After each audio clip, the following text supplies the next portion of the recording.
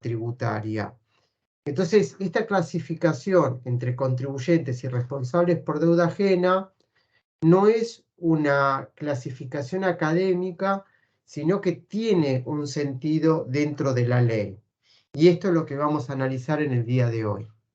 Entonces, lo primero que tenemos que decir es que la diferencia entre los contribuyentes y responsables por deuda ajena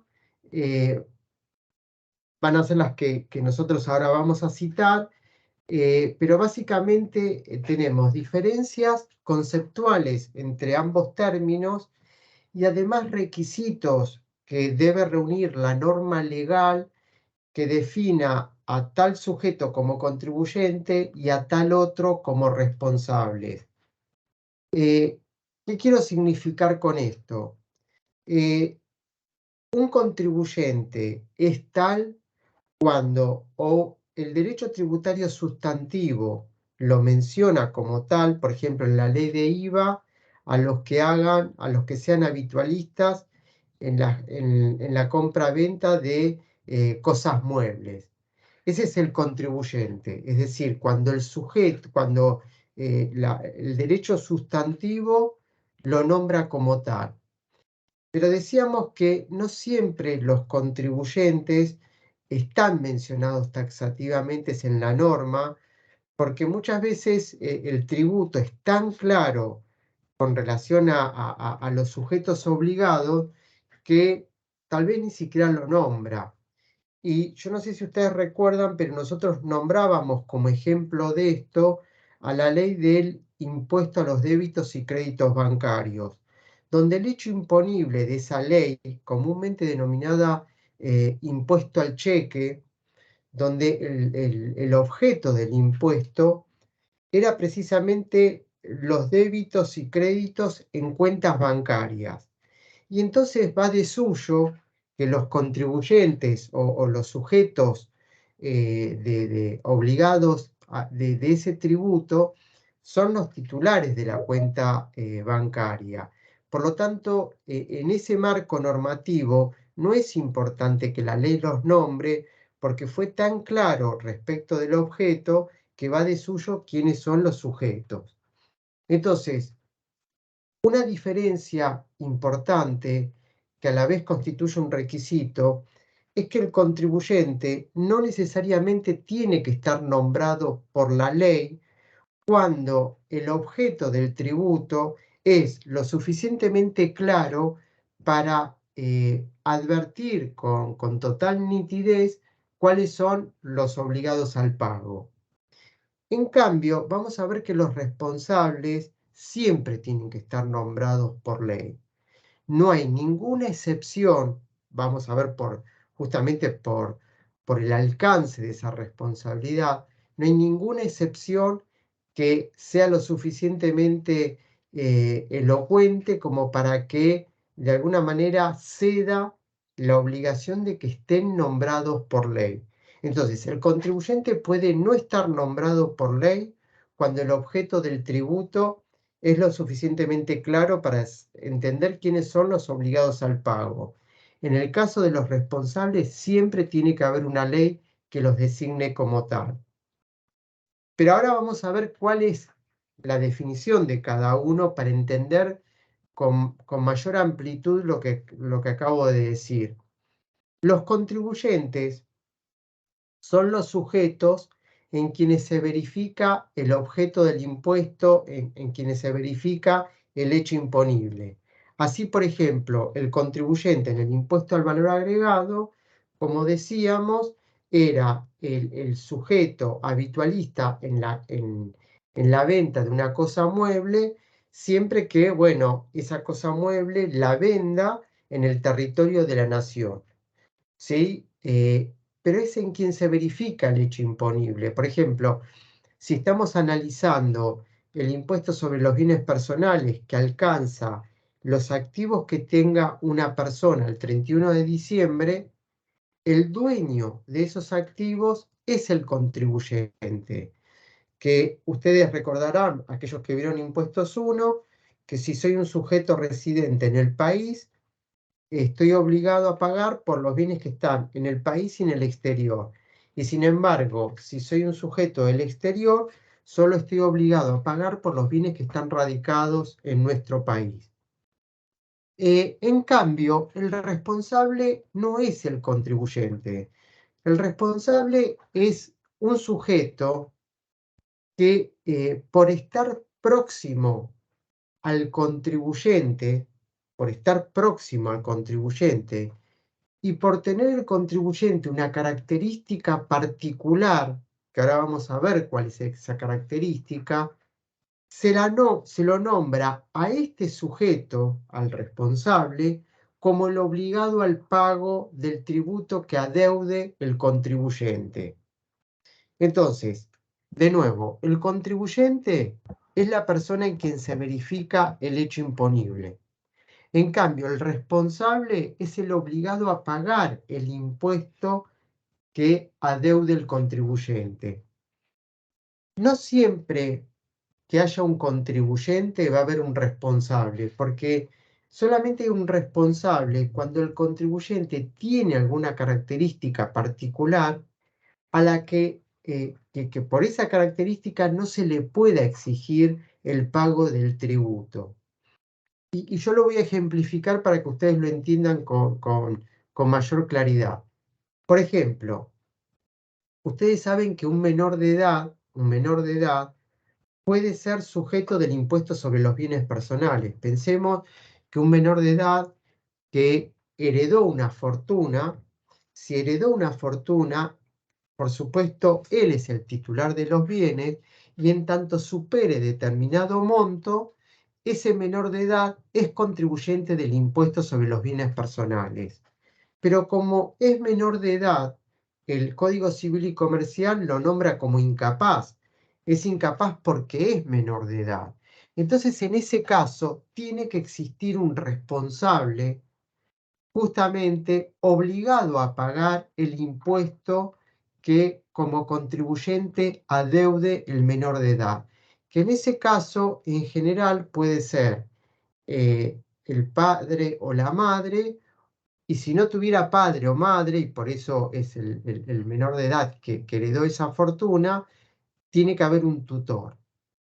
Entonces, los responsables van a existir cuando los contribuyentes, esto lo reitero porque es importante que ustedes lo internalicen, el responsable va a existir, el responsable por deuda ajena, cuando por alguna característica del contribuyente, al contribuyente no se le pueda exigir a él la obligación de pagar el tributo porque justamente tiene algún atributo especial que hace que la ley, el fisco, no le pueda exigir el pago del impuesto a él. Por ejemplo, el caso del menor de edad. Otro ejemplo puede ser el caso de las sociedades. Las sociedades, las personas jurídicas. Las personas jurídicas son entes de carácter ideal. Una sociedad anónima no existe como tal físicamente. Una SRL tampoco. Entonces, a esa persona que no existe en el mundo real, se le coloca a un responsable para que ese responsable... A ver, chicos, si se mutea aquel que está haciendo ruido, porque por lo menos yo escucho un ruido raro. Justamente en ese caso a la persona jurídica no se le puede exigir que pague un tributo porque es un ente de carácter ideal. Por lo tanto, va a ser el órgano de dirección aquel que asuma el rol de responsable. Otro ejemplo puede ser, supongamos, un insano. Un insano que, bueno, nada, que también, por ejemplo, reciba una herencia y como consecuencia de la herencia se generen hechos imponibles. Por ejemplo, que reciba un portafolio en el exterior de muchos millones de dólares y entonces eso genera todos los años renta. Esa renta, en tanto el incapaz o el insano sea residente del país, bueno, genera la obligación de tributar el impuesto a las ganancias, pero por supuesto al incapaz no se le puede exigir que pague el tributo. Por eso, de la mano de ese sujeto, va a haber un responsable por deuda ajena. Los responsables por deuda ajena tienen que nacer por ley, porque si no nacen por ley, no se le puede exigir que cumplan con ese rol. Hasta acá, chicos, ¿queda claro quién es el contribuyente y quién es el responsable por deuda ajena? ¿Hay alguna duda? No, todo claro. Bueno, entonces, los responsables por deuda ajena están básicamente enumerados en el artículo 6. El artículo 6 tiene 2 puntos. Y dentro de cada punto, o mejor dicho, dentro del primer punto, una serie de incisos. El primer punto refiere a los responsables solidarios o subsidiarios. Y el punto 2 menciona a los responsables sustitutos. Esta enumeración, esta clasificación entre el punto 1 y el punto 2 tiene que ver con precisamente cómo deben responder al pago del tributo que tienen que pagar en nombre del contribuyente. Y esta caracterización es importante. ¿Por qué? Porque precisamente cuando uno lee el punto 1, dice que los responsables solidarios y subsidiarios tienen que responder al pago del tributo con los fondos que administran o que disponen de los contribuyentes. Entonces, si yo por ley soy nombrado como responsable solidario o subsidiario del punto 1, solo tengo la obligación de pagar los impuestos que le correspondan al contribuyente por el cual soy responsable por deuda ajena, siempre que esté administrando fondos o que haya fondos para administrar. Pero supongamos que yo soy un responsable por deuda ajena de un contribuyente que por algún acontecimiento se quedó sin dinero y por lo tanto yo no tengo fondos con los que poder administrar y por lo tanto poder hacer frente al pago de los tributos. En ese caso, si yo no pago el tributo, no estaré incumpliendo ninguna responsabilidad porque precisamente el alcance o el tamaño de la responsabilidad de aquellos sujetos que están enumerados en el punto 1 está acotada a los fondos que administran y o que disponen. En cambio, los del punto 2, es decir, los responsables sustitutos, que tampoco son contribuyentes, están obligados a pagar el impuesto ya no con los fondos que administran o que disponen, están obligados a pagar el tributo con el patrimonio propio. Y la ley es como que define que cuando uno actúa como responsable sustituto, tiene que pagar con su propio patrimonio el impuesto y después darse vuelta y cobrárselo al contribuyente. Y si no se lo puede cobrar, lamentablemente, bueno, él tuvo que costear el impuesto adeudado en calidad de responsable sustituto. Un ejemplo de responsable sustituto lo constituye, no sé si alguna vez lo habrán visto, en el impuesto sobre los bienes personales, justamente las empresas, las sociedades anónimas, la sociedad de responsabilidad limitada, tienen que actuar como responsable sustituto del pago del impuesto sobre los bienes personales que le corresponde a los accionistas. Entonces, por la tenencia accionaria de esa sociedad. Entonces, son las sociedades las que liquidan el impuesto, las que lo tienen que pagar con su propio patrimonio y después se dan vuelta y, y harán las gestiones para que el accionista le restituya ese impuesto que pagó por cuenta y orden de él. Otro ejemplo, no sé si alguien sabe algún otro ejemplo de responsable sustituto. ¿Esas acciones y participaciones, ese impuesto que acabas de Sí, decir? sí, Ah, ok, sí, sí. gracias. No hay nada. ¿Alguno se le ocurre algún otro ejemplo de responsable sustituto? En el caso de que tengan que representar a alguien que se encuentra en el exterior. Bueno, ese es otro caso, claro. Cuando el caso típico es el caso del precisamente el sujeto pagador argentino que le paga a un sujeto del exterior un concepto que según la ley del impuesto a las ganancias constituye ganancia de fuente argentina.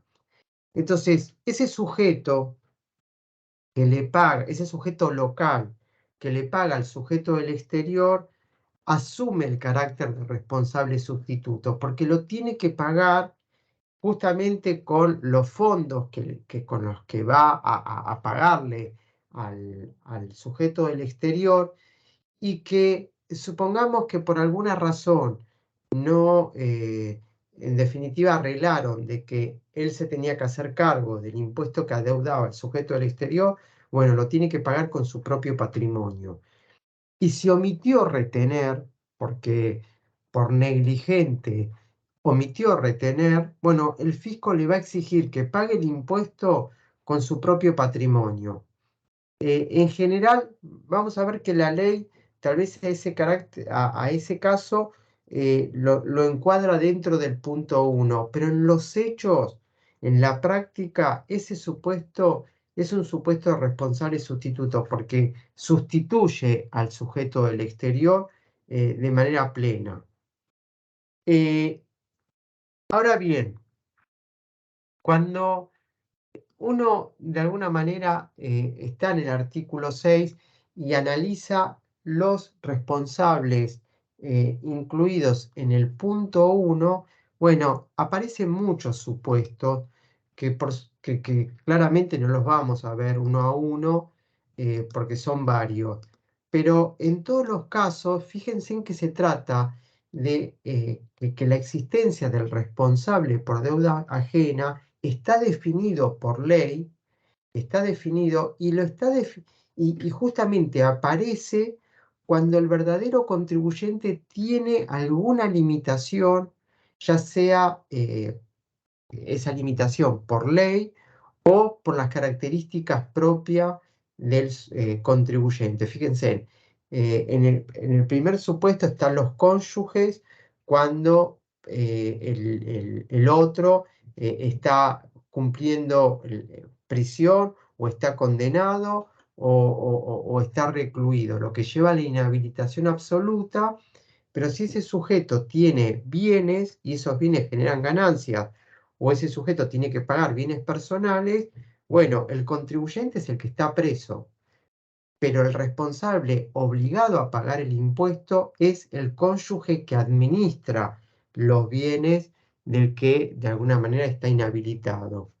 Después vimos el caso de los padres, tutores o curadores. Fíjense en que en el último supuesto está las sucesiones. El caso precisamente de las sucesiones indivisas. Eh, ¿Alguien recuerda qué es la sucesión indivisa como Sí, es contribuyente? ¿No era cuando. hasta la declaración de herederos? Era del fallecimiento del causante hasta la declaratoria de herederos. Claro, la sucesión indivisa es el contribuyente que nace cuando muere el contribuyente persona humana. El contribuyente persona humana fallece, automáticamente nace otro contribuyente con su mismo quid que se lo denomina sucesión indivisa de y toma el nombre de la persona humana fallecida. Por supuesto, la sucesión indivisa no es un sujeto de derecho, es una creación del derecho tributario. Acá queda claro de nuevo y ponemos sobre la mesa la autonomía del derecho tributario de crear sujetos donde para el derecho común no existe. Entonces, la sucesión indivisa no es un sujeto de derecho, pero es un contribuyente, porque, por ejemplo, ese sujeto podría tener bienes o podría tener rentas. Y entonces el contribuyente a partir del fallecimiento pasa a ser la sucesión indivisa. Ahora, la sucesión indivisa no existe como tal. Por lo tanto, el responsable por deuda ajena va a ser el administrador legal, el cónyuge, supérstite o los herederos.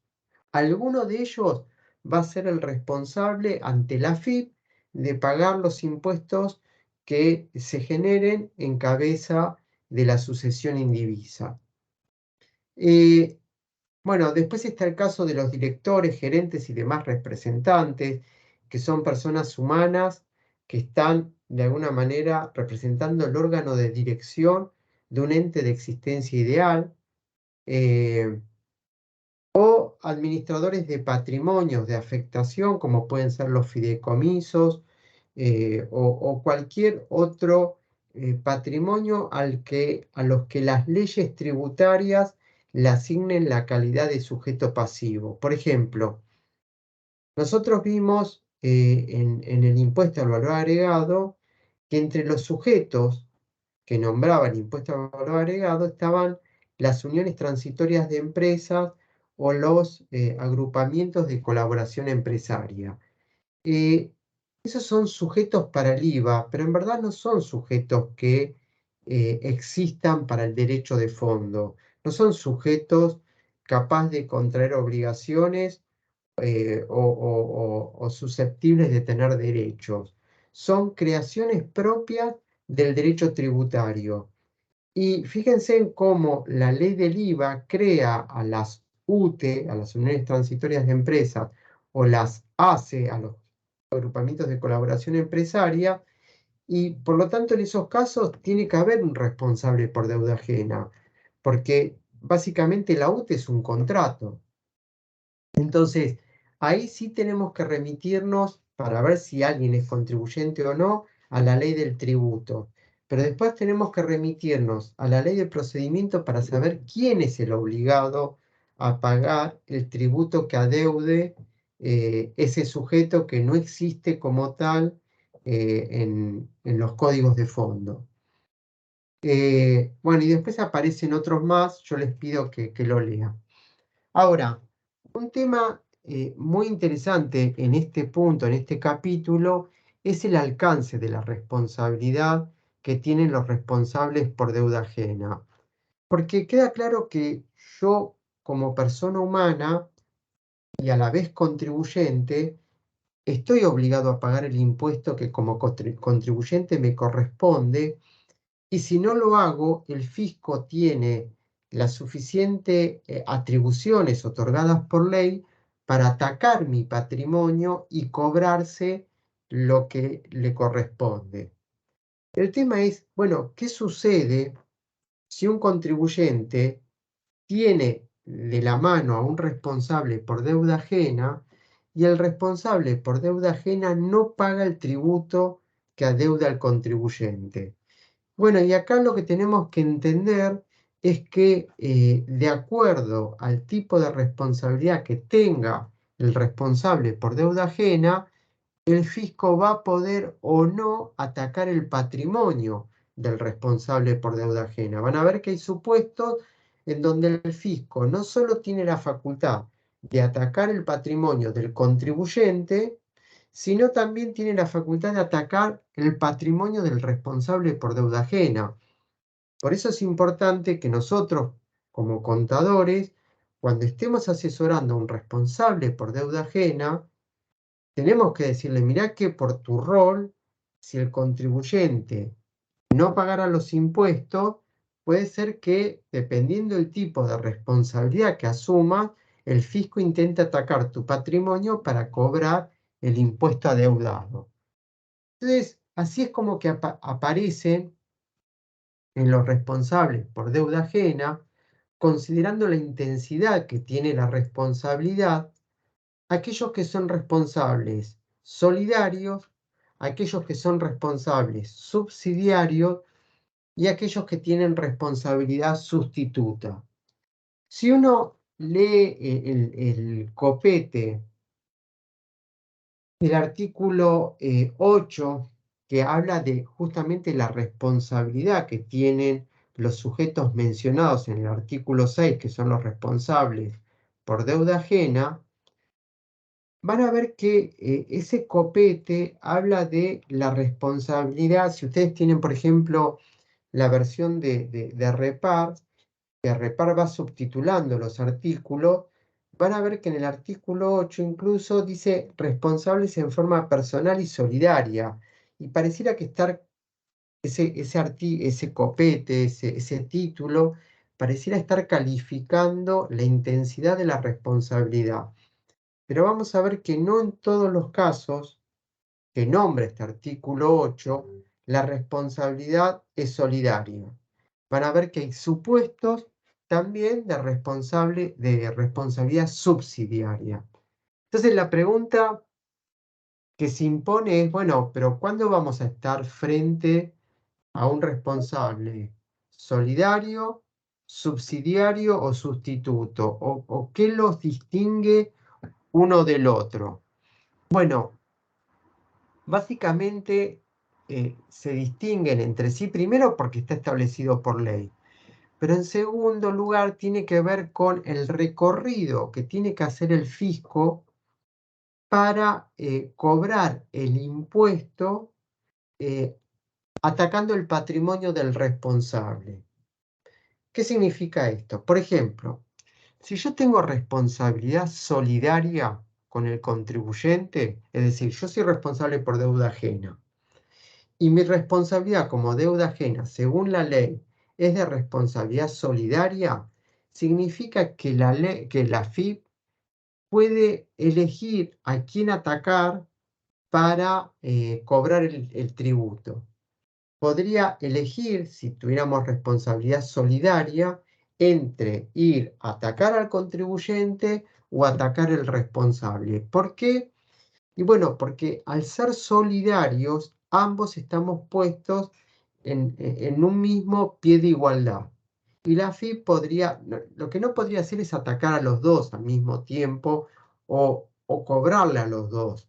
Puede atacar a los dos al mismo tiempo, pero cuando cobra en uno, automáticamente eso de haber cobrado o de haber atacado el patrimonio efectivamente de uno, libera al otro. Pero de eso se trata la responsabilidad solidaria, la posibilidad que tiene el fisco de atacar al mismo tiempo dos patrimonios. Y en cuanto cobra de uno, eso automáticamente exime al otro. Cuando la responsabilidad es subsidiaria, el fisco no puede atacar a los dos al mismo tiempo, tiene que seguir un recorrido.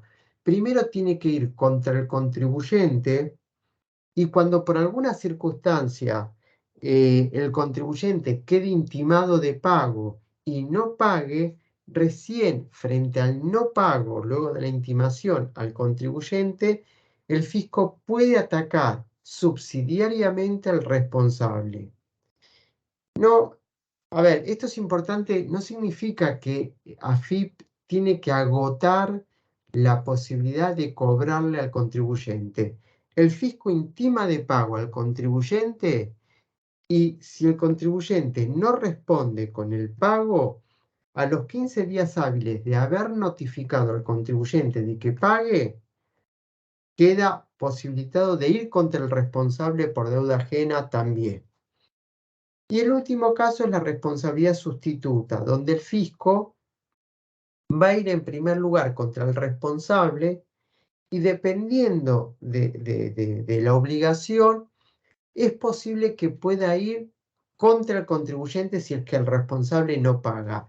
Pero en muchos supuestos, AFIP, de acuerdo a lo que se establece por ley, agota la posibilidad de cobrar el impuesto con el responsable, es decir, no puede ir contra el contribuyente. Un caso típico es el caso del sujeto del exterior. En el caso de los sujetos del exterior, el fisco no tiene potestad, no tiene soberanía para ir a atacar al país donde está radicado el verdadero contribuyente si se trata de un sujeto del exterior. Por eso debe agotar la posibilidad y en esa posibilidad se agota de cobrarle al responsable por deuda ajena. Profesor, una consulta. Ujú. Si AFIP fue contra el contribuyente, bueno, no pude cobrarle. Fue contra el responsable sustituto. No, Sí, con el responsable que tiene la responsabilidad subsidiaria. sí. Póngale que el responsable subsidiario se fue del país. ¿Puede ir por el responsable sustituto del responsable? No sé si me No, explico. sí, sí. No, No, bien. no. Ahí sí, sí. A ver, la calidad de responsable se gana en el instante en que se genera el hecho imponible. Supongamos que supongamos que fuera socio gerente de una SRL. Entonces, yo soy socio gerente y vence el impuesto a las ganancias. En el momento del vencimiento, yo soy socio gerente y por lo tanto soy responsable subsidiario.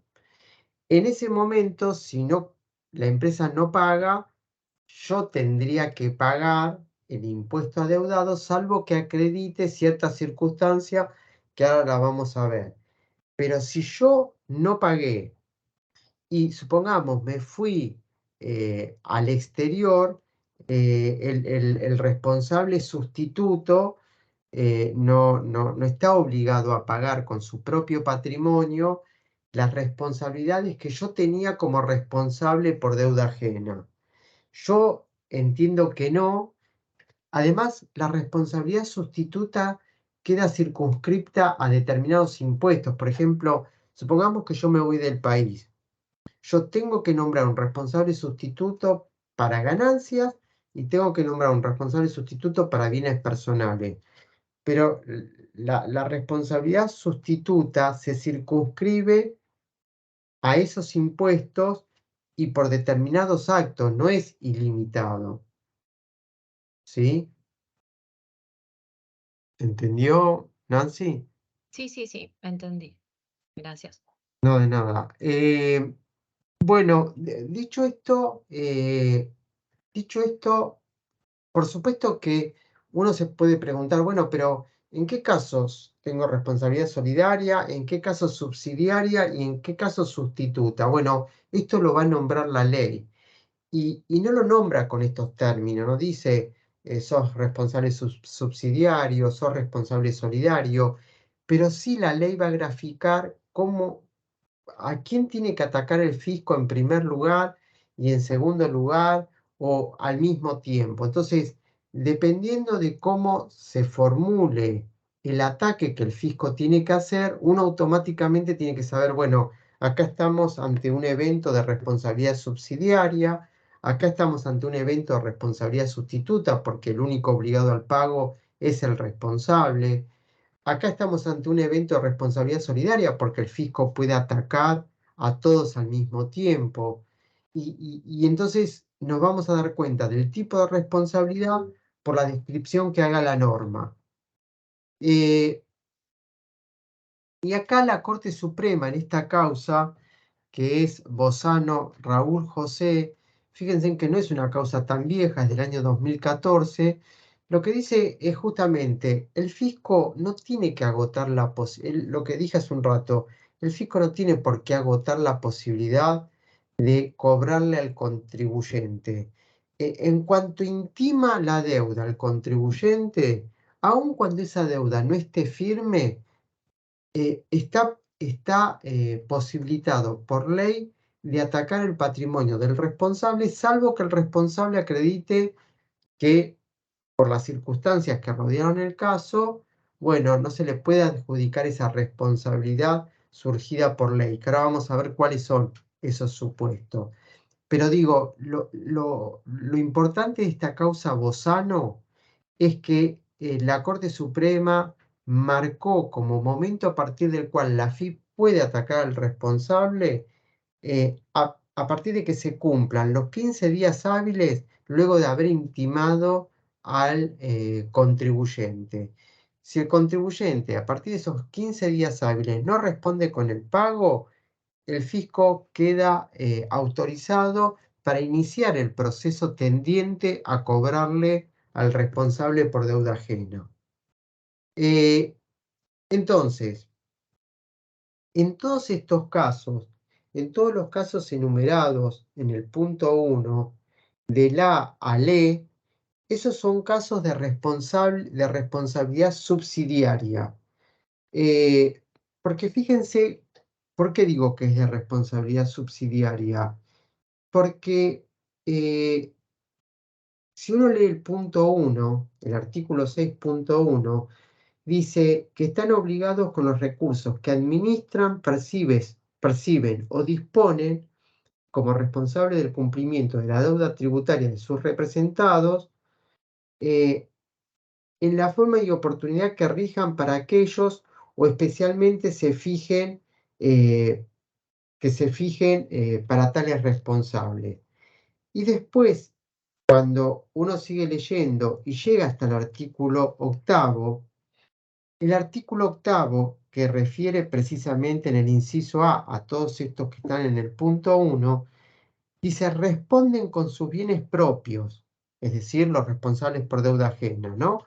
Responden con sus bienes propios y solidariamente con los deudores del tributo, y si los hubiera con otros responsables del mismo gravamen, sin perjuicio de las sanciones correspondientes a las infracciones cometidas. Y el inciso A, fíjense en que dice, todos los responsables enumerados en los puntos A a E del inciso 1 del artículo 6, cuando por incumplimiento de sus deberes no abonaron oportunamente el debido tributo, si los deudores no regularizan su situación fiscal dentro de los 15 días de la intimación administrativa de pago, ya sea se trate o no de un procedimiento de determinación de oficio. Fíjense en que la propia norma condiciona a que primero el fisco vaya al contribuyente a exigirle el pago del impuesto y que una vez que le exigió el pago del impuesto y hubieran transcurrido 15 días hábiles desde la intimación administrativa de pago, ahí queda expedita la vía para que el fisco le exija al responsable por deuda ajena el pago del tributo. Por eso es subsidiario. Primero tiene que ir contra el contribuyente y si no responde con el pago dentro de esa cantidad de días, recién allí puede atacar al responsable subsidiario. Entonces, un primer límite que tenemos que marcar respecto de los responsables subsidiarios es que la responsabilidad queda acotada al patrimonio que están administrando o disponiendo. Por ejemplo, si yo soy socio de una SRL que por estar en cesación de pago no tiene patrimonio para pagar el IVA, si yo puedo acreditar esa circunstancia, el fisco no me va a atacar mi propio patrimonio, porque una de las cuestiones a tener en cuenta es que la medida de la responsabilidad del responsable por deuda ajena está dada por el patrimonio, por el quantum del patrimonio que administran o disponen. Y esto es una primera limitación fuerte que le pone la norma a la posibilidad de que el fisco ataque el patrimonio del responsable por deuda ajena. Ahora bien, hay otras condiciones que se tienen que configurar para que el fisco ataque el patrimonio del responsable por deuda ajena, principalmente los que tienen responsabilidad subsidiaria. Y justamente esas condiciones o esos requisitos que se deben configurar para que el fisco pueda atacar el patrimonio del responsable por deuda ajena llevan a la convicción de que la responsabilidad no es objetiva, sino que es del tipo subjetiva. ¿Y qué significa que no sea objetiva? Bueno, que no sea objetiva, o mejor dicho, ¿cuándo la responsabilidad es objetiva? ¿Y qué me querés decir cuando decís que la responsabilidad no es solo objetiva, sino subjetiva? Por ejemplo, supongamos que yo soy director de una sociedad anónima. Soy director el 31 de diciembre que es cuando se configura el hecho imponible del impuesto a las ganancias. Pensemos que se trata de una sociedad que cierra el 31 de diciembre. Recuerden que el impuesto a las ganancias es un impuesto de ejercicio, cuyo hecho imponible se perfecciona el 31 de diciembre. Supongamos que yo soy director en ese momento y que también soy director cuando vence la obligación tributaria de ese sujeto, que en ese caso es en mayo del año siguiente. Entonces, un cierre, supongamos diciembre 2023, el directorio que es importante para configurar la responsabilidad es el que esté vigente al momento del vencimiento y presentación de la declaración jurada, que en este caso sería mayo del 2023, fecha que todavía no acaeció, pero supongamos que estamos, que esa sociedad tenía un directorio en diciembre y otro directorio al momento del vencimiento de la obligación, en mayo del 2023. Siempre el que tiene responsabilidad es el directorio que está vigente al momento del vencimiento de la obligación tributaria. Entonces, supongamos que la ley dijera, mirá, solo por el hecho de ser director sos responsable. Entonces, en ese caso la responsabilidad sería del tipo objetiva, porque yo con tan solo ser director, automáticamente la ley me obliga a pagar el impuesto adeudado por la empresa con fondos propios, con mi patrimonio. En materia tributaria, y específicamente en el caso de los responsables por deuda ajena que tienen responsabilidad subsidiaria, lo que está dicho, y precisamente para los que están en el punto 1 del artículo 6, es que la responsabilidad no es objetiva, no por el solo hecho de ser director, o no por solo el hecho de ser socio gerente en una sociedad de responsabilidad limitada, automáticamente te convertís en responsable por deuda ajena y el fisco tiene la capacidad de atacar tu patrimonio. ¿Por qué? Porque la responsabilidad es tanto objetiva deriva del cumplimiento del cargo, soy socio gerente, tengo responsabilidad objetiva, soy director, tengo responsabilidad objetiva, pero para que ataquen mi patrimonio, también se debe verificar una responsabilidad del tipo subjetiva, y es precisamente que yo no haya pagado el impuesto como responsable por deuda ajena por dolo o culpa de ese responsable que se le pueda atribuir a ese responsable por deuda ajena. Entonces, fíjense en que acá cómo se va configurando la responsabilidad. Por un lado, tiene que haber fondos con los que pagar el impuesto. Pero aún habiendo fondos para que el fisco ataque mi patrimonio personal, supongamos que en mayo había fondos para pagar el impuesto. Yo no los pago y el fisco viene 6 meses después a querer cobrar el impuesto y ya no hay fondos en la empresa. En mayo había, pero en diciembre, meses después, ya no lo hay. Entonces, el primer punto lo hemos superado. Había patrimonio para pagar el impuesto. Entonces, vos tenías responsabilidad.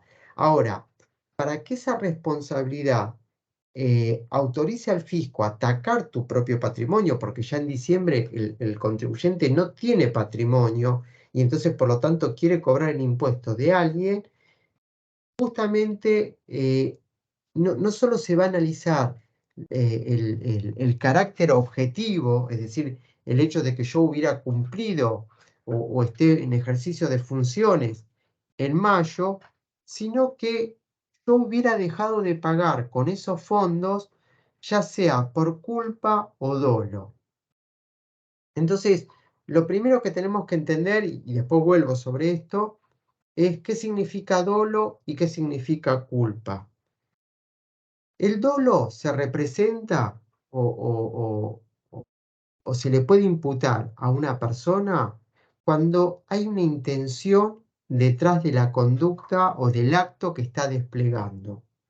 Si yo cometo una inconducta, si yo transgredo el orden público, y en esa transgresión tuve intención, entonces mi conducta es del tipo dolosa, porque yo de alguna manera dañé un bien jurídico tutelado, transgredí una norma que intentaba proteger un bien jurídico protegido, y lo hice con intención.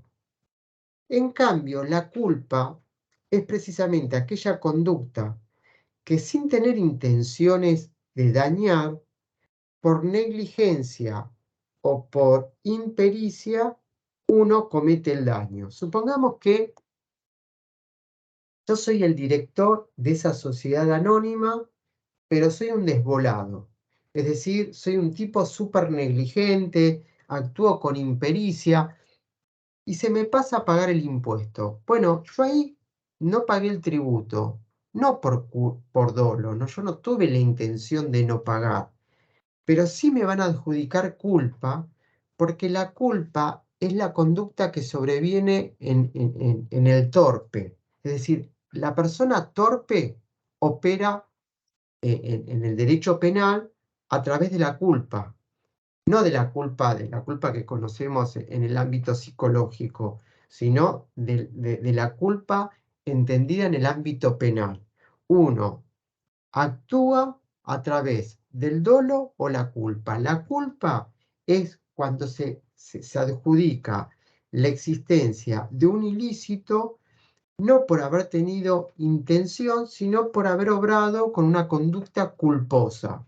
Una conducta culposa que se representa cuando de alguna manera yo actúo sin tener en cuenta todos los cuidados que debía haber considerado.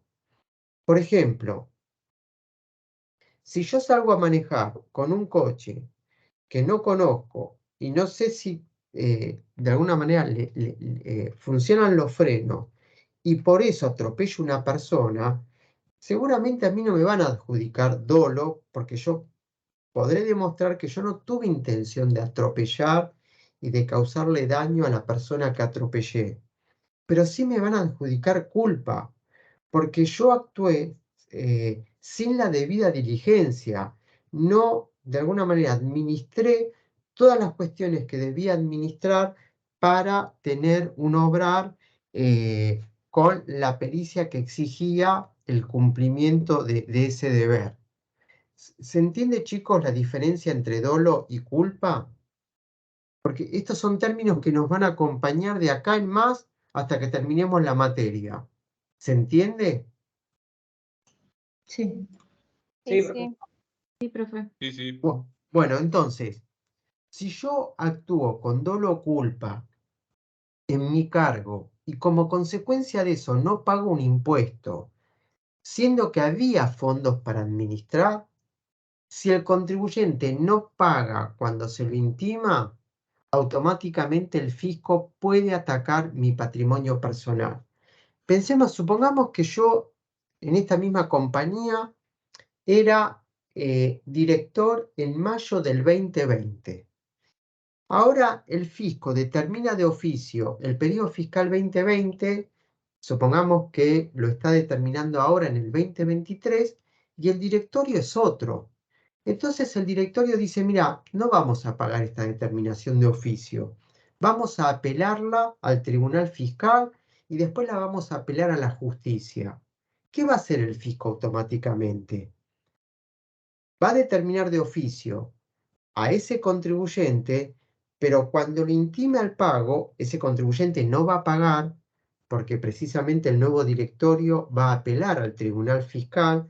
Vamos a ver que cuando uno apela al Tribunal Fiscal de la Nación, apela con efectos suspensivos. ¿Qué significa esto? Bueno, que precisamente no tiene la obligación de pago, pero automáticamente el fisco va a iniciar un proceso tendiente a cobrar el impuesto al responsable por deuda ajena. que en ese caso va a ser el directorio que regía, si estamos hablando de una obligación correspondiente al año 2020, al directorio que estaba en ejercicio en mayo 2021, que en ese caso tal vez puede ser otro, distinto al que decidió apelar la determinación de oficio, porque siempre la responsabilidad se retrotrae al directorio que presentó la declaración jurada. Entonces, para que el fisco ataque ese patrimonio, se tienen que cumplir todos estos requisitos. Primero, que haya una deuda en cabeza del contribuyente. Que el contribuyente no cumpla con la intimación administrativa de pago dentro de los 15 días hábiles. Ojo, que puede ser que no la cumpla porque decida apelar al Tribunal Fiscal de la Nación, no porque no la quiera pagar, porque entienda que esa deuda no existe. Bueno, otra condición, la tercera condición, es que el fisco va a atacar a aquel directorio o a aquel responsable que ocupaba el cargo al momento de la fecha del vencimiento de la declaración jurada que se está impugnando, que se está observando, y que de alguna manera se le adjudique a ese directorio o a ese director responsabilidad subjetiva por dolo o culpa. Esto de que la responsabilidad subjetiva debe existir para que, en definitiva, el fisco ataque el patrimonio, significa lo siguiente, significa que el fisco me va a reclamar a mí el impuesto como director de aquel momento, pero me tiene que dar un espacio,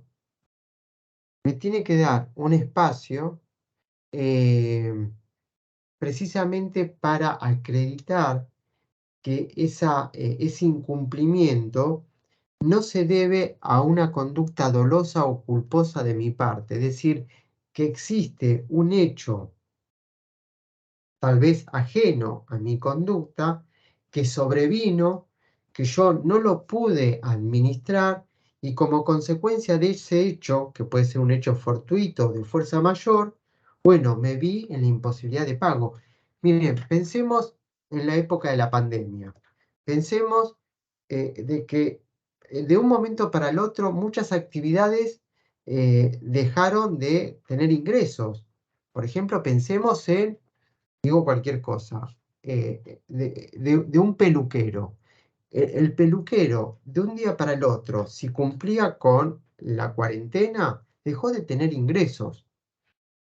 Ese peluquero, supongamos una peluquería que era una sociedad anónima y que tenía detrás un directorio, tenía que cumplir con sus obligaciones tributarias y por lo tanto tenía que, en definitiva, honrar los impuestos que se habían generado en un tiempo anterior y cuyas declaraciones juradas vencían con posterioridad a la pandemia.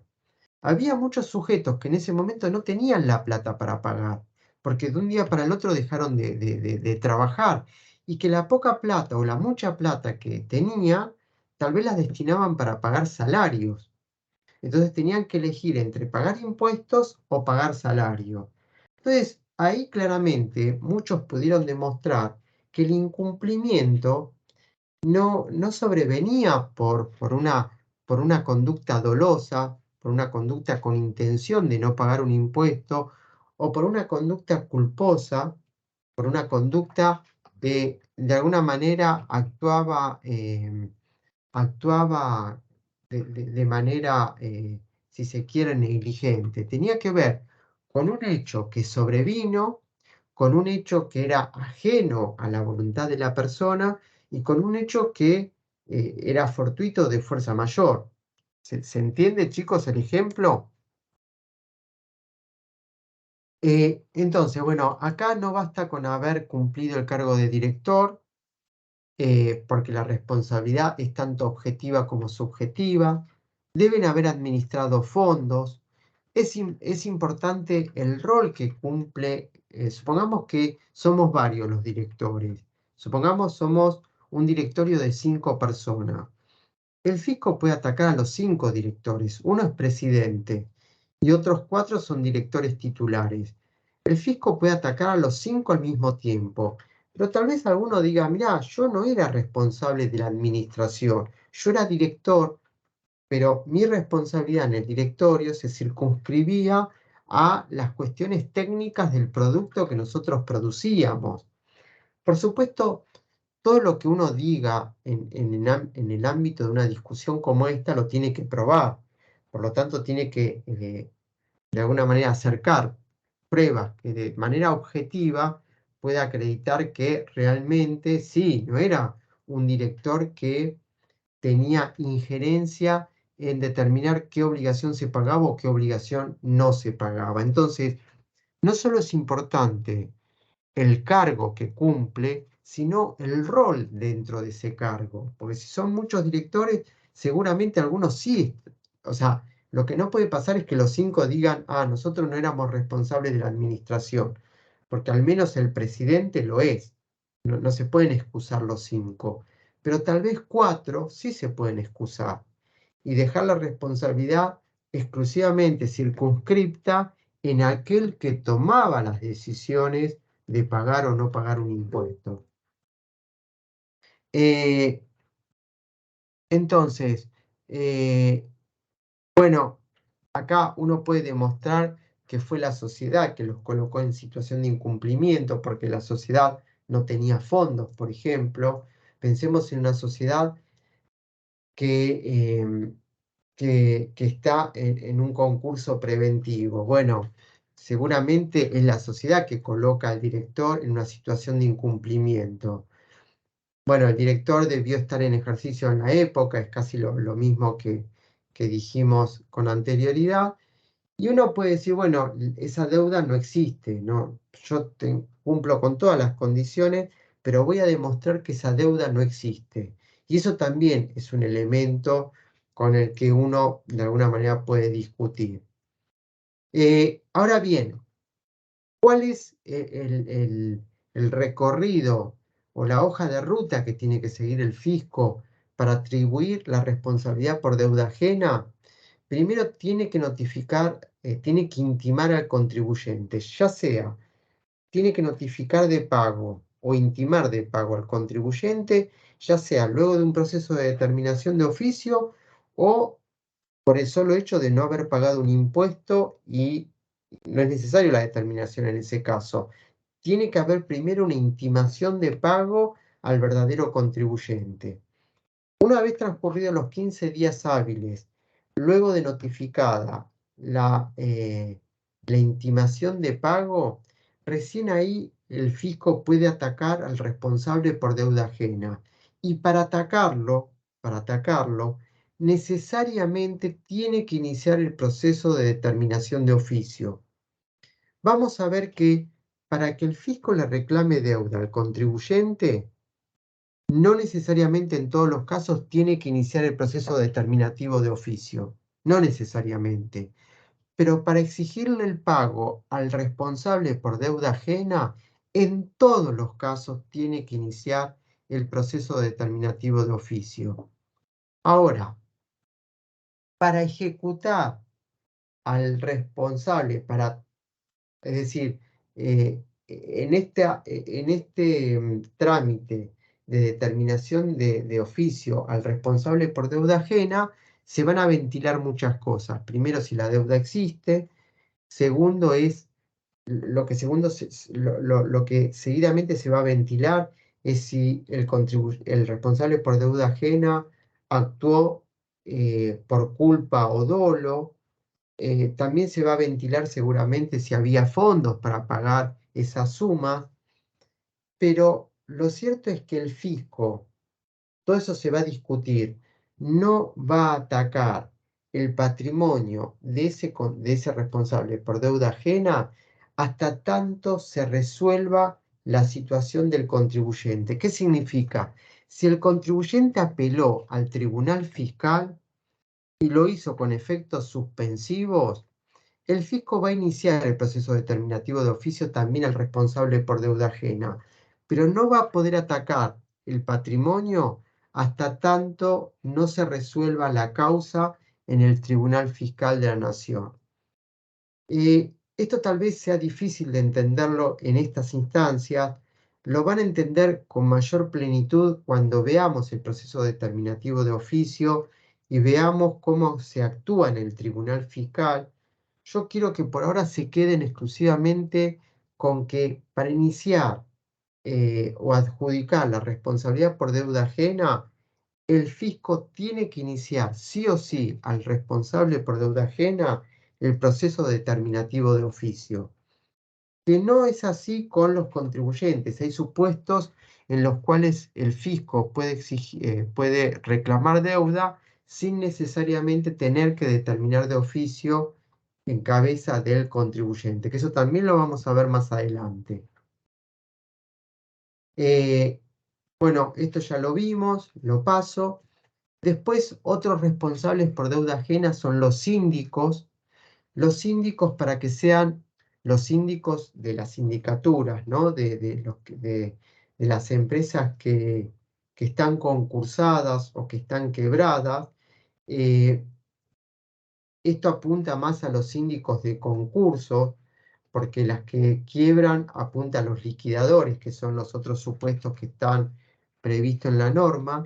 Los síndicos son responsables por deuda ajena si no cumplen con estas dos condiciones: que 15 días después de aceptado el cargo le notifiquen al fisco que han aceptado el cargo, o 15 días antes del vencimiento para verificar el crédito que se lo notifiquen también al fisco. Si el síndico cumple con estas dos notificaciones, el síndico no se le puede adjudicar responsabilidad por deuda ajena. Después tenemos a los agentes de retención. Los agentes de retención también son considerados por la ley, por el artículo 8, responsables por deuda ajena. Esto está en el inciso C del artículo 8. En el C están los agentes de retención y en el D están los agentes de percepción. Y acá los agentes de retención son responsables por deuda ajena siempre que no demuestren que los verdaderos contribuyentes ingresaron el impuesto adeudado. Supongamos que yo soy una empresa que actúo como agente de retención del impuesto a las ganancias. Y porque mis sistemas no son buenos o porque tal vez no los parametricé adecuadamente, hice pagos y no efectué la retención del impuesto a las ganancias. Entonces, el fisco puede decir: mirá, Alberto, como vos omitiste actuar como agente de retención, vos estás obligado a pagar esa retención con tu propio patrimonio. Ahora, eso es así, salvo que yo acredite que yo por ejemplo, a quien le omití actuar como agente de retención era cuando le pagué a Juan Pérez, pero aún habiendo omitido actuar como agente de retención del impuesto a las ganancias, Juan Pérez pagó el impuesto que le hubiera correspondido. Entonces yo tengo que sumar a la causa a Juan Pérez, pedirle a Juan Pérez que me ayude a acreditar que él pagó el impuesto que adeudaba, y entonces si Juan Pérez acredita que el hecho de que yo haya omitido actuar como agente de retención no hizo que el fisco pierda recaudación, porque en definitiva él pagó el impuesto que adeudaba, en ese caso me libera de la obligación de pagar con mi propio patrimonio la retención omitida. Pensemos que acá se está hablando de haber omitido actuar como agente de retención, y en el inciso D se habla de haber omitido actuar como agente de percepción. Y eso, el haber omitido actuar como agente de retención, una de las, básicamente de las consecuencias, es que el fisco puede atacar el patrimonio del agente de retención con la retención omitida, pidiendo que pague la retención omitida. Para liberarnos de esa obligación es cuando les cuento que yo puedo traer a la causa a Juan Pérez para que él acredite que pagó su propio impuesto. Por lo tanto, el cese de la responsabilidad del agente de retención está, bueno, por supuesto cuando puede demostrar que no hubo posibilidad de retener, por ejemplo, porque le pagué con especie y no podía, supongamos que yo debía una suma de dinero, no tenía plata y le digo, bueno, llévate mi auto. Ahí yo no tengo la posibilidad de actuar como agente de retención porque no puedo sacarle una rueda y depositarle una rueda al fisco. Entonces, cuando pago una especie, por ejemplo, existe imposibilidad de retener porque el agente de retención opera cuando hay flujo de dinero. Si no hay flujo de dinero, hay imposibilidad. Entonces, una de las causas exculpatorias es que yo como agente de retención pueda acreditar que hubo imposibilidad de retener. Y la segunda es la que les comentaba recién, que si bien yo omití actuar como agente de retención, el verdadero contribuyente, pese a que yo omití actuar como agente de retención, ingresó el 100% del impuesto que le hubiera correspondido. Y bueno, y acá está el supuesto de cómo se libera al contribuyente. El contribuyente se libera de la obligación acreditando que, bueno, las retenciones las sufrió. Pero esto segundo es para otro supuesto. Quédense con la primera parte del cuadro. Después, otro supuesto que nosotros tenemos dentro del artículo 8 es el inciso E. Y el inciso E refiere a los sucesores de empresas por las deudas determinadas o las deudas indeterminadas. ¿A qué se refieren los sucesores a título particular en el activo y pasivo de empresas? Básicamente refiere al supuesto en el cual una empresa o un particular transfiere el fondo de comercio a otro. Transfiere el fondo de comercio a otro. Entonces, ahí cuando hay una transferencia de fondo de comercio, el que lo adquiere se convierte en sucesor a título particular de los activos y pasivos. Y ahí el inciso E del artículo 8 es como que divide la deuda en dos tipos, deuda determinada y deuda indeterminada. Dice, sobre la deuda determinada, la deuda que estaba exteriorizada, el adquirente de ese fondo de comercio es responsable sí o sí. Por lo tanto, tiene que asegurarse de que toda la deuda que había declarado ese contribuyente que está enajenando su fondo de comercio, la pague. Porque si no la paga, el que compra el fondo de comercio es el que tiene que hacer frente a esa deuda. No hay posibilidad de excusarse sobre la deuda determinada. Pero también puede existir deuda que esté indeterminada, es decir, deuda que el contribuyente no hubiera declarado. Supongamos que ese contribuyente presentó la declaración jurada del impuesto a las ganancias con un impuesto determinado de 1 millón de pesos, pero la realidad no era 1 millón, era 1,5 millones. Entonces, cuando referimos a la deuda indeterminada, es a ese medio millón de pesos que no declaró. Entonces, ¿qué dice la norma? Bueno, la norma establece que el adquirente de este fondo de comercio es responsable de ese contribuyente que está enajenando el fondo de comercio por los primeros 3 meses contados a partir de la transferencia del fondo de comercio, si 15 días hábiles antes de la transferencia del fondo de comercio se le hubiera notificado esta situación al fisco. ¿Qué situación?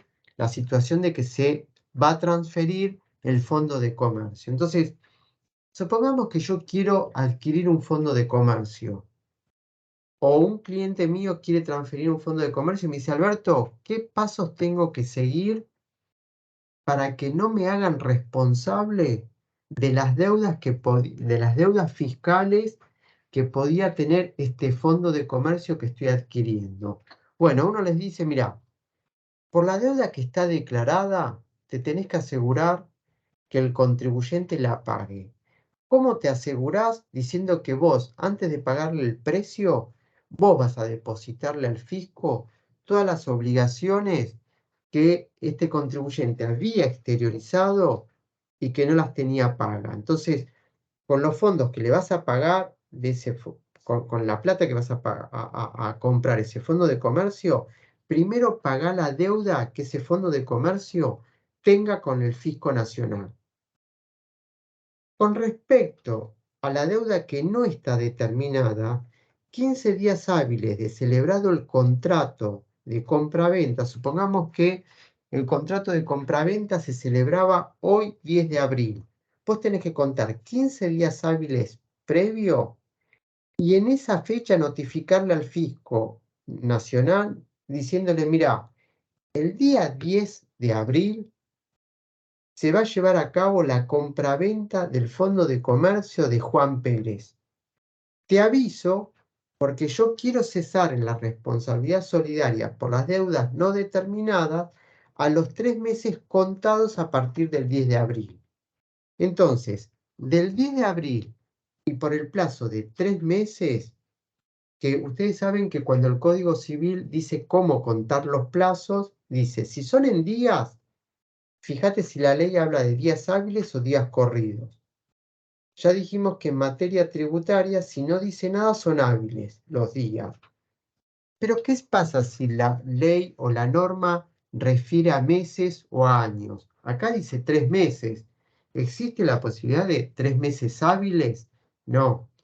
Según el Código Civil dice, cuando una norma expresa un plazo en meses, finaliza el mismo día que comenzó a contarse teniendo en cuenta el plazo fijado. Por ejemplo, si el plazo comenzó el 10 de abril y la norma dice 3 meses, el plazo de los 3 meses se cumple. El 10 de mayo es el 1, el 10 de junio es el 2 y el 10 de julio es el tercer mes.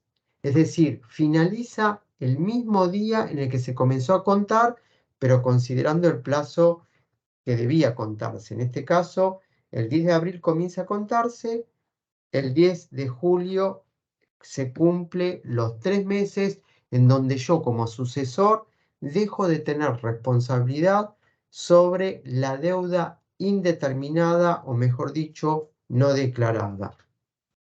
Y después, otro tipo de responsabilidad es el que está en el inciso F. Y ya con esto, por hoy vamos a terminar y les pido que después lo relean y en la clase que viene, si tuvieran dudas, volvemos sobre esto.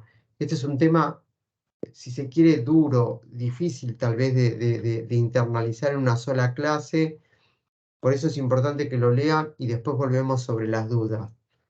Este inciso F, chicos, es importante porque en este inciso F, entre otros supuestos, intentan de alguna manera extenderle la responsabilidad a los contadores.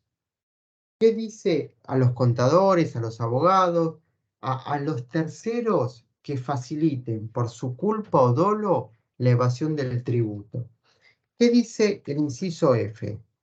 Van a ser responsables por deuda ajena los terceros que, aun cuando no tuvieran deberes tributarios a su cargo, faciliten por su culpa o dolo la evasión del tributo y aquellos que faciliten dolosamente la falta del ingreso del impuesto debido por parte del contribuyente. Acá fíjense en que acá lo importante es que se tienen que verificar dos condiciones. En el primer caso, tiene que haber una evasión del tributo. ¿Qué significa una evasión? Que en el contribuyente tuvo que haber existido una intención deliberada de no pagar un impuesto. Entonces, supongamos que yo asesoro a una empresa, Pirulo Sociedad Anónima, para que a mí como asesor fiscal, el fisco ataque mi patrimonio por el inciso F. Primero tiene que acreditar que Pirulo Sociedad Anónima evadió el impuesto. ¿Qué significa que evadió el impuesto? Significa que no pagó el impuesto, pero no lo pagó por evasión, por evadir el impuesto, y solamente se evade el impuesto, porque los impuestos se pueden evadir o no pagar. Cuando se habla de evasión, hay una conducta detrás dolosa. Hay un ardid o un engaño desplegado para ocultar el verdadero monto del impuesto. Entonces, de acá en más, siempre que hablemos de evasión, automáticamente a ustedes se les tiene que representar un sujeto que intenta a través de un ardid, un engaño, no pagar el verdadero monto del impuesto adeudado. Tiene que haber ahí una conducta dolosa, una conducta con intención de ocultar una verdadera situación. Entonces, en el contribuyente tiene que haber evasión, tiene que haber una conducta dolosa, pero en el tercero, supongamos el contador, el abogado o cualquier otra persona, pero pensemos que esto está apuntando a los contadores específicamente, entre otros, tiene que haber facilitado la evasión del impuesto, pero el tercero, para facilitar, lo puede estar facilitando por culpa o dolo. No necesariamente este tercero tiene que estar actuando con dolo. El contribuyente tiene que actuar con dolo, pero el tercero pudo haber actuado con culpa o con dolo. Con lo cual, supongamos que yo soy el contador y yo actué con negligencia, con impericia. Y por haber actuado con negligencia, con impericia, convalidé que mi cliente esté evadiendo el impuesto. Bueno, acá el fisco puede atacar tanto al contribuyente como en ese caso al contador, porque el contador precisamente por culpa o dolo facilitó la evasión del impuesto. Miren, hubo una causa muy resonante en de este inciso, que es la causa Lavesari José Luis. Lavesari José Luis era un contador público y era el asesor fiscal. Y acá el fisco quiso, de alguna manera, extenderle la responsabilidad por deuda ajena a José Luis Lavesari sin antes haber acreditado que el contribuyente, que el cliente de José Luis Lavesari había evadido el impuesto. Entonces, la Corte Suprema, en un fallo de la Corte Suprema de abril del año 2014, dijo, ojo, vos podés atacar al contador Lavesari José Luis, pero antes de atacarlo tenés que acreditar que el contribuyente, es decir, el cliente, actuó con ánimo de evadir el impuesto, intentando ocultar la verdadera situación, que hubo un ardido, un engaño tendiente a ocultar la verdadera situación. Hasta tanto no puedas acreditar que existió evasión, no podés extender la responsabilidad a los terceros. Porque para extender la responsabilidad a los terceros en este supuesto, la norma refiere a que tiene que haber evasión. Fíjense, se lo leo de nuevo. Dice los terceros que, aun cuando no tuvieran deberes tributarios a su cargo, supongamos soy solamente asesor, faciliten por su culpa o dolo la evasión del tributo. Facilité por culpa o dolo la evasión del tributo. Y aquellos que faciliten dolosamente la falta del ingreso del impuesto debido por parte del contribuyente. Acá fíjense que es otro supuesto que apunta a facilitar, pero en este caso sí es doloso. Ya no es solamente culposo o doloso. Acá se refiere exclusivamente al dolo, la falta del ingreso del impuesto.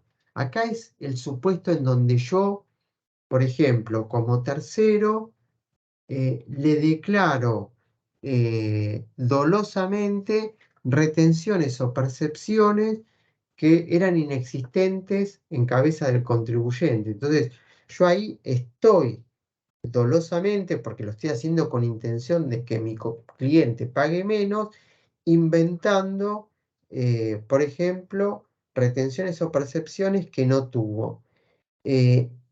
Acá claramente tiene que haber evasión en cabeza del contribuyente, en este segundo supuesto también, y en este supuesto, en este segundo, el tercero tuvo que haber actuado Tiene con... que haber, perdón, disculpe, profesor, ¿tiene que haber una sentencia ya que hubo evasión? Tiene que haber, sí, tiene que haberse acreditado la evasión en el verdadero obligado. Tiene que haber, sí, se tiene que haber acreditado que hubo evasión. Bien. Acá el artículo, por ejemplo, lo que establece es que se tiene que haber acreditado o por lo menos formulado la denuncia penal. Si hay denuncia penal por penal tributario, solo con que hubiera denunciado ya esa condición queda acreditada. ¿Sí? Ah, entonces no necesariamente llegar a una sentencia, sino con la denuncia sería suficiente.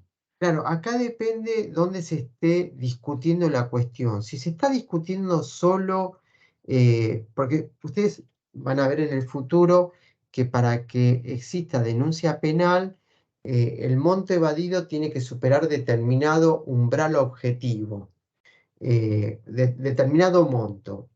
Entonces, si supera ese monto, y el fisco no denuncia penalmente al contribuyente, bueno, ahí no puede ir contra los terceros porque primero tendría que acreditar que el contribuyente fue evasor. Si supera el monto y denuncia penalmente, puede ir directamente contra los terceros también porque denunció penalmente. Ahora, supongamos que está por debajo del umbral objetivo de punibilidad, no puede denunciar penalmente, pero en ese caso, como no puede denunciar penalmente, se tiene que haber acreditado la evasión en el deudor principal. Por eso yo te decía que sí, porque hay supuestos en donde el fisco no denuncia penalmente porque está por debajo del límite objetivo de punibilidad. En ese caso, tiene que estar firme la multa al deudor principal. Se tuvo que haber acreditado la evasión en el deudor principal, si no, no puede ir contra los terceros. ¿Se entendió? Sí. Bueno, chicos, si no tienen dudas, dejamos acá. Les pido que lean esta clase. Está el material de la técnica como en una ficha. Léanlo y bueno, y lean las preguntas. Y bueno, y en la próxima clase, que es el día jueves conmigo, ustedes tienen miércoles práctica, pero conmigo es el próximo jueves, bueno, repasamos algún concepto que no haya quedado del todo claro. ¿Está bien? Sí, perfecto. Bueno, chicos, que descansen y nos Gracias. vemos el jueves. Les Jueves, mando un hasta abrazo. jueves. Gracias. Gracias. Buena Chao, semana. chao. Gracias, Chao. profe. Chao, que descansen.